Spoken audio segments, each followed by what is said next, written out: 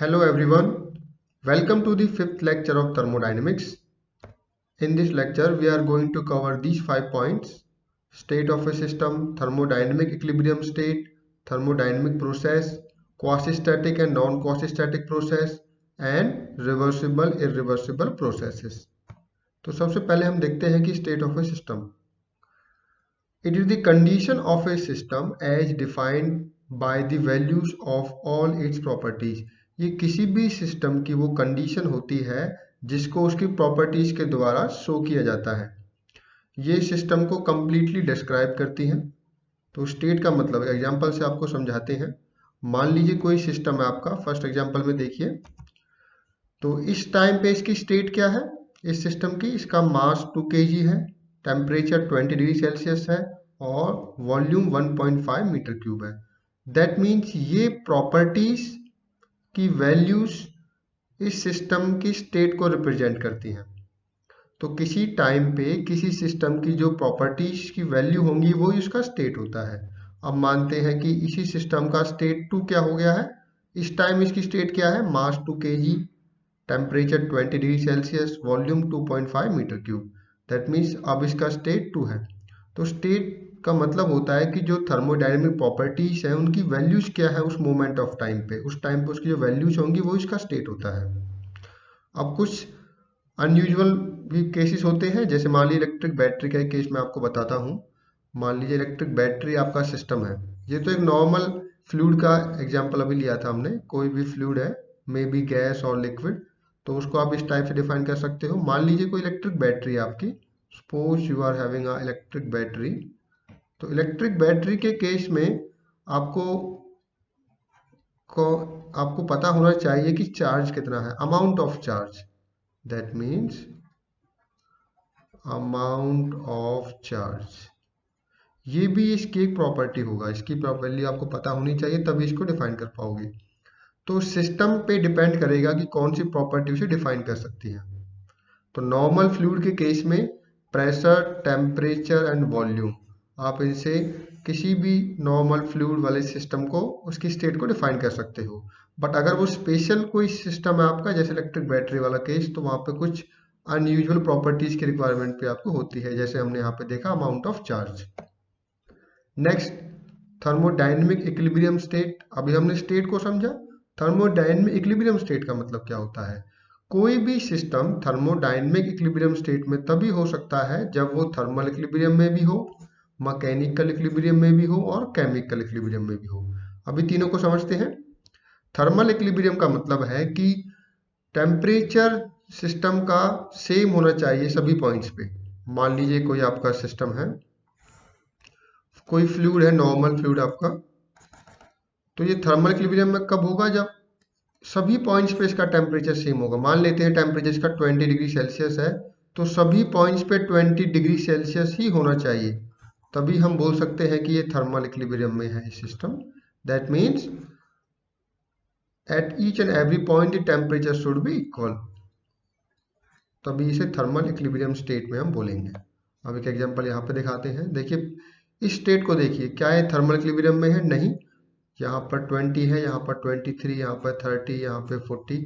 This is not in thermal equilibrium. अब यहाँ पे देखिए 32, 32, 30, सभी जगह पे 32 है। इसका मतलब ये वाली जो स्टेट है वो थर्मल इक्विलिब्रियम स्टेट में हम इसे बोलेंगे। सिस्टम की जो ये स्टेट है वो थर्मल इक्विलिब्रियम में है। नेक्स्ट होता है मैकेनिकल इक्विलिब्रियम। मैकेनिकल इक्विलिब्रियम का मतलब होता है जो प्रेशर की वैल्यू है सिस्टम के अंदर, वो टाइम के साथ चेंज नहीं होनी चाहिए। प्रेशर की वैल्यू टाइम के साथ चेंज नहीं होनी चाहिए। मान लेते हैं, हम एक एग्जांपल लेते हैं। सपोज कि पिस्टन सिलेंडर अरेंजमेंट है आपका। Suppose you are having piston cylinder arrangement. ये आपकी पिस्टन है और ये गैसेज है। चलो मान लेते हैं कि कोई प्रेशर की वैल्यूज लेते हैं किसी पॉइंट्स पे।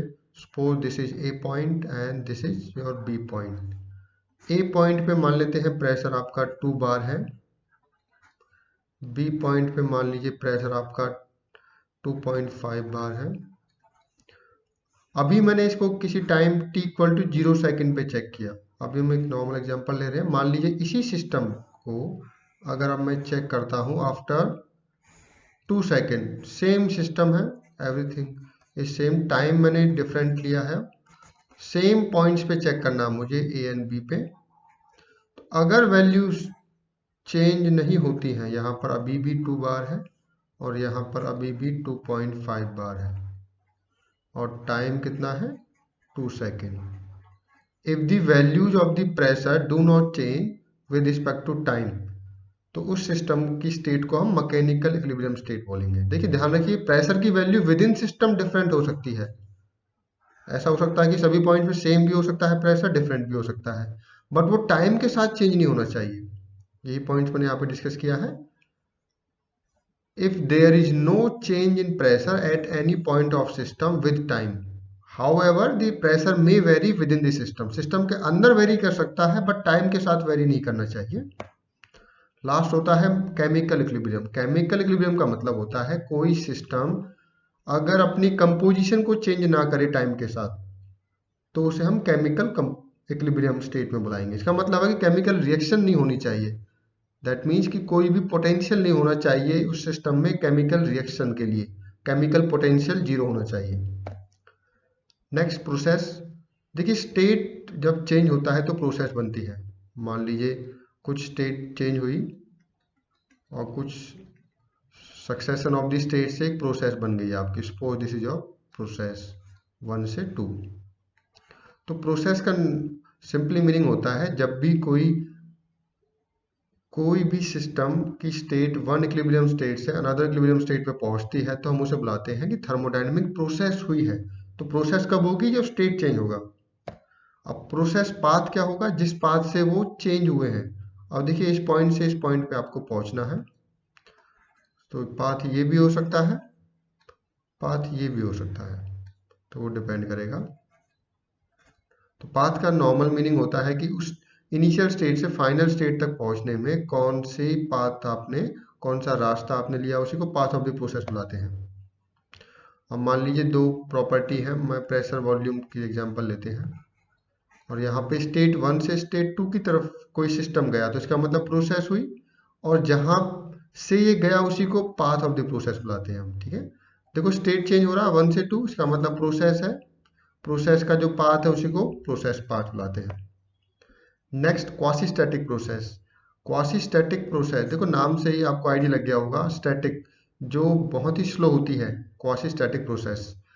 अब इसका मतलब ये होता है जो इस टाइप की प्रोसेस होती है इसके अंदर जितने भी स्टेट्स होंगे वो सभी इक्विलिब्रियम स्टेट्स होते हैं। मान लीजिए प्रोसेस 1 से 2 तक गई तो इसके बीच में बहुत सारे स्टेट्स होंगे, ये सभी स्टेट्स इक्विलिब्रियम स्टेट्स होते हैं, तभी जाके हम प्रोसेस को क्वासी स्टैटिक प्रोसेस बुलाते हैं। That means a process proceeds in such a manner, कोई प्रोसेस इस टाइप से हुई हो that the system remains very close to the equilibrium state, कि जब सिस्टम में चेंज हो रहा है तो वो इक्विलिब्रियम स्टेट के बिल्कुल पास है, जब इक्विलिब्रियम स्टेट में ही है तभी उस प्रोसेस को हम क्वासी स्टैटिक प्रोसेस बोल सकते हैं। अब इसकी कैरेक्टरिस्टिक्स क्या होती है? Very slow. ये वेरी स्लो क्यों? जितना स्लो होगा सिस्टम तो चेंजेस जो भी होने वाले हैं सिस्टम में उसको इंटरनली एडजस्ट करने के लिए टाइम मिल जाता है सिस्टम को। अब एग्जांपल दिखाता हूँ, मान लीजिए मैं आपको, सपोज ही पहले वाला एग्जांपल है आपका कि स्लो हम कंप्रेशन कर रहे हैं किसी गैसेस में, पिस्टन सिलेंडर अरेंजमेंट है, यहाँ पर आप कंप्रेस कर रहे हो, आप पिस्टन को की हेल्प से गैसेस को कंप्रेस कर रहे हो। अब होगा क्या? कंप्रेस करने से प्रेशर की वैल्यू बढ़ेगी, बट आप इतना स्लो कर रहे हो कि वो प्रेशर की वैल्यू यूनिफॉर्म हो जाएगी at each and every point, तो भी इसे हम क्वासी स्टैटिक इक्विलिब्रियम स्टेट ही बुलाएंगे। बट अगर ध्यान दीजिए कि अगर हम फास्ट करते हैं तो जो मॉलिक्यूल्स हैं वो क्या हो जाते हैं? इकट्ठे हो जाते हैं एक जगह पे, यहाँ पे प्रेशर बढ़ जाता है, यहाँ पर प्रेशर हाई प्रेशर रीजन होगा जबकि ये लो प्रेशर रीजन होता है। तो इस टाइप की कंडीशन को हम non quasi static equilibrium state बुलाते हैं, मतलब ये नॉन इक्विलिब्रियम वाली कंडीशन है ये वाली, क्योंकि यहाँ पे मेन डिस्टर्ब क्या हो गया है? आपका मैकेनिकल इक्विलिब्रियम नहीं रहा, मैकेनिकल इक्विलिब्रियम डिस्टर्ब हो गया। मैंने आपको बताया था थर्मोडायनेमिक इक्विलिब्रियम तभी हो सकता है जब तीनों इक्विलिब्रियम हो। इस केस में आप देखोगे हाई कंप्रेशन के कारण, फास्ट कंप्रेशन के कारण मैकेनिकल इक्विलिब्रियम नहीं रहा, इसका मतलब सिस्टम थर्मोडायनेमिक इक्विलिब्रियम में नहीं है, इसीलिए इसे क्वासी स्टैटिक नहीं बुलाएंगे हम। नेक्स्ट होता है रिवर्सिबल प्रोसेस। रिवर्सिबल प्रोसेस वो प्रोसेस होती है जिनको आप रिवर्स कर सकते हो, और और वो जब रिवर्स होंगी तो सिस्टम और सराउंडिंग में कोई भी इम्पैक्ट नहीं छोड़ेंगी। That means a process which can reverse in direction without leaving any affect on system and surroundings. मतलब वो सिस्टम, मान लीजिए ये आपकी प्रोसेस है, ये प्रोसेस 1 से 2, तो अगर मुझे 2 से 1 में कराता हूँ इसे 2 से 1, तो जो भी कंडीशन पहले सिस्टम और सराउंडिंग की थी तो वो वापस रिगेन हो जानी चाहिए। मतलब जैसे ही आप 2 से 1 पे जाओगे, 1 पॉइंट पे आते ही सिस्टम और सराउंडिंग की जो इनिशियल स्टेट थी उसी में अगर वो पहुंच जाए, इसका मतलब कोई भी इम्पैक्ट नहीं हुआ सिस्टम और सराउंडिंग पे, तभी उसे रिवर्सल प्रोसेस बुलाएंगे। That means both system and surroundings are return to their initial states at the end of reverse process. कि रिवर्स प्रोसेस में जब सिस्टम और सराउंडिंग पे कोई इम्पैक्ट नहीं होता, तो इसका मतलब रिवर्सल प्रोसेस वो प्रोसेस होगी जिसे आप रिवर्स कर सकते हो डायरेक्शन में, और वो सिस्टम और सराउंडिंग पे कोई नेट इफेक्ट नहीं डालेगी। अब रिवर्सिबल प्रोसेस इंपॉर्टेंट क्यों होती है? रिवर्सिबल प्रोसेस को एनालाइज करना इजी होता है क्योंकि ये सभी इक्विलिब्रियम स्टेट से गुजरती हैं। प्रोसेस का मतलब है कि स्टेट्स चेंज हो रहे हैं, जितने भी स्टेट्स होंगे रिवर्सिबल प्रोसेस में वो सभी इक्विलिब्रियम स्टेट्स होंगे। नेक्स्ट, ये इसलिए भी इंपॉर्टेंट होता है क्योंकि एक आइडियलाइज मॉडल की तरह हम इसे यूज करते हैं। देखो, रिवर्सल प्रोसेस एग्जिस्ट नहीं करती, बट इसको हम आइडियलाइज मॉडल की तरह यूज करते हैं जिससे कि जो जो एक्चुअल प्रोसेसेस हैं उनसे कंपेयर कर सकें हम। ओके, नाउ तो अभी क्वेश्चन है कि अगर रिवर्सिबल प्रोसेस नहीं होती है तो इरिवर्सिबिलिटी आती क्यों है प्रोसेस में?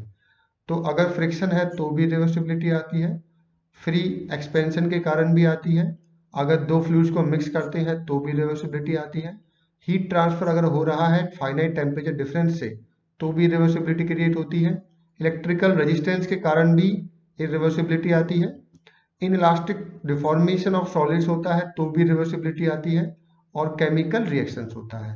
तो देखिए, सभी के अंदर किसी हर प्रोसेस में कुछ ना कुछ तो इसमें से इंक्लूड होगा, या तो फ्रिक्शन होगा, फ्री एक्सपेंशन होगा, तो इसका मतलब वो इरिवर्सिबल प्रोसेस होती है। तो नेचर में जितनी भी प्रोसेसेज हैं वो सभी इरिवर्सिबल प्रोसेसेज हैं। तो अगर रिवर्सिबल प्रोसेस की मैं बात करूं, रिवर्सिबल प्रोसेस, तो इसको आप इस टाइप से लिख सकते हो, internally reversible process plus external reversible process. देखिए, इंटरनल, अभी डेफिनेशन में आपको दोबारा से बताता हूँ। डेफिनेशन क्या बताई थी मैंने? रिवर्सिबल प्रोसेस जो सिस्टम और सराउंडिंग पे नेट इम्पैक्ट ना डाले। मतलब जब प्रोसेस को रिवर्स करेंगे तो सिस्टम और सराउंडिंग पे कोई इम्पैक्ट नहीं आना चाहिए। तो अगर सिस्टम पे कोई इम्पैक्ट नहीं आता है तो उसे इंटरनल रिवर्सिबल प्रोसेस बोलेंगे, अगर सराउंडिंग पे कोई नहीं आता है इम्पैक्ट तो उसे एक्सटर्नल रिवर्सिबल प्रोसेस बोलेंगे। दोनों ही है, दोनों में किसी में से भी नेट इम्पैक्ट नहीं है, इसका मतलब वो कंप्लीट रिवर्सिबल प्रोसेस है। तो मैं कंप्लीट रिवर्सिबल प्रोसेस की क्या डेफिनेशन हो गई? Which is internal reversible as well as external reversible. तो इंटरनल रिवर्सिबल प्रोसेस कौन सी होगी? जहां पे सिस्टम में कोई चेंज नहीं होगा। जब उस प्रोसेस को रिवर्स करोगे आप तो सिस्टम में कोई चेंज नहीं आएगा। ठीक है, इसका मतलब जिस स्टेट से स्टार्टिंग में सिस्टम हुआ था, जैसे मान लीजिए ये आपका सिस्टम है, अब इसकी स्टेट मान लीजिए स्टेट 1 है, और इस टाइप से स्टेट 1 से स्टेट 2, तो जो भी चेंजेस इस सिस्टम में हुए हैं 1 से 2 जाने में, तो जब 2 से 1 आप आओगे तो सेम वापस वही उसी स्टेट से वो गुजरेंगी और सेम इनिशियल स्टेज पे पहुंच जाएंगे आप। तो इसको हम बुलाते हैं कि ये इंटरनल रिवर्सिबल है। क्वासी इक्विलिब्रियम भी एक इंटरनल रिवर्सिबल का ही एग्जांपल होता है। तो कभी कभी क्वेश्चन आता है क्वासी इक्विलिब्रियम प्रोसेस क्या रिवर्सिबल प्रोसेस है? नो। देखिए, every reversible process is quasi equilibrium process, but quasi equilibrium process every is not a reversible process. क्यों? क्योंकि ये इंटरनली रिवर्सिबल होती है, एक्सटर्नली नहीं होती। इसलिए क्वासी इक्विलिब्रियम प्रोसेस को मैं कंप्लीट रिवर्सिबल प्रोसेस नहीं बुलाता। अब आते हैं एक्सटर्नल रिवर्सिबल प्रोसेस का मतलब जहां पर आउटसाइड बाउंड्रीज पे कोई इंपैक्ट नहीं आएगा। When no irreversibility occurs outside the system boundary during the process. अब एग्जाम्पल से समझते हैं। हीट ट्रांसफर, मान लीजिए ये आपके सिस्टम है। अब इस सिस्टम को ध्यान से देखना। ये सिस्टम मेरा पहला कंप्लीटली रिवर्सिबल या टोटल रिवर्सिबल है। क्यों? देखिए, अंदर सभी जगह पे टेम्परेचर सेम है, कोई नेट फोर्स नहीं है, कोई केमिकल रिएक्शन नहीं है, तो ये मेरा कंप्लीटली इंटरनल रिवर्सिबल है। अब एक्सटर्नल रिवर्सिबल चेक करते हैं। देखिए टेम्परेचर डिफरेंस कितना है। अगर टेम्परेचर डिफरेंस सफिशिएंट होगा तो ये एक्सटर्नल रिवर्सिबल नहीं होगा। बट यहाँ पे देखिए अंदर टेम्परेचर 20 डिग्री है, बाहर कितना है 20.00000.01, मतलब इनफाइनाइट स्मॉल टेम्परेचर डिफरेंस के कारण हीट ट्रांसफर हो रही है, तो इसको मैं एक्सटर्नल रिवर्सिबल भी बुलाऊंगा। सेकंड केस में देखिए, ये इंटरनल रिवर्सिबल तो है बट एक्सटर्नल रिवर्सिबल नहीं है। क्यों? क्योंकि टेम्परेचर डिफरेंस इसमें फाइनाइट है। तो अगर मेरी heat transfer finite temperature difference के कारण हो रही है, इसका मतलब जो आपकी सराउंडिंग पे उस पर इम्पैक्ट आ रहा है और वो एक्सटर्नल इरिवर्सिबल है। तो कैसे पहचानोगे प्रोसेस रिवर्सिबल है इरिवर्सिबल? हम चेक करेंगे क्या प्रोसेस इंटरनली और एक्सटर्नली दोनों रिवर्सिबल है, तो उसे हम कंप्लीटली रिवर्सिबल बुलाएंगे। इंटरनली कब होगी? जब सिस्टम के अंदर कोई भी नेट चेंज नहीं आएगा। जब प्रोसेस को हम रिवर्स कराएंगे डायरेक्शन में तो नेट चेंज 0 हो जाएगा। एक्सटर्नली तब होगा जब net heat exchange finite temperature difference के कारण अगर है तो इंटरनली इरिवर्सिबल है। अगर इनफाइनाइटली स्मॉल टेम्परेचर डिफरेंस है जैसे पहले वाले केस में है, तो उसे हम एक्सटर्नल रिवर्सिबल प्रोसेस बुलाते हैं। So thank you.